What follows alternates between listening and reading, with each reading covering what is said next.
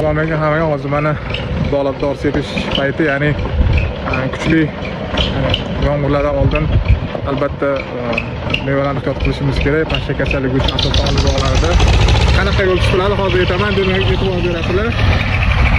Mana boshlashyapti. Teri qator sepib ketadi.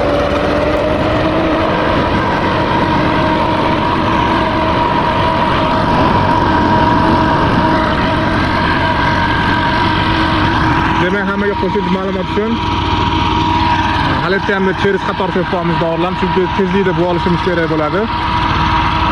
Yomg'irgacha sepishimiz kerak. Agar kech qoladigan bo'lsak, xavfli yuqori, ya'ni mana bu barglarga e'tibor berasizlar. Demak, mana barglarga dorilarning kuchi ko'proq ta'sir qiladi, chunki barg katta bo'lgan hisobiga dorining dozasi, ya'ni kuchi ko'proq qiladi va mana bu kichkina barglarda, bu barglarda, mana bu kichkina barglarda, bo'tlarda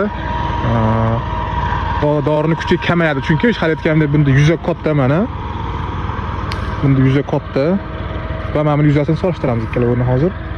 Demak, ikkalovini yuzasi mana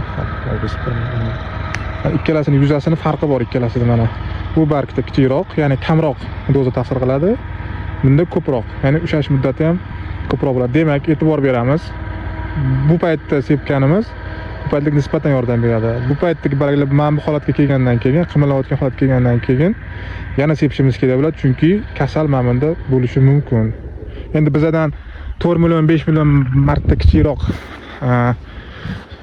organizmda bo'lganligi uchun odatda shunday holat kuzatiladi. O'shaning uchun imkon qadar biz yaxshiroq, diqqatliroq bo'lishimiz kerak bog'larimizni himoya qilish. Mana eslatib o'zi bundan tushdi, bundan tashlayapti-da endi.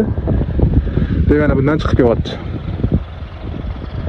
Shu holatda mana chiqib kelishyapti. Endi bunga kirmaydi, bunga kiradi. Shuning uchun hozir birinchi o'rinda shunaqa qilib olishimiz kerak, keyingisiga dalishga o'tishimiz mumkin bo'ladi bemalol. Shuning uchun bog'larda qattiq e'tibor berishimiz kerak. Hosildorlikni oshirishga ehtiyot qilishning yagona yo'li bu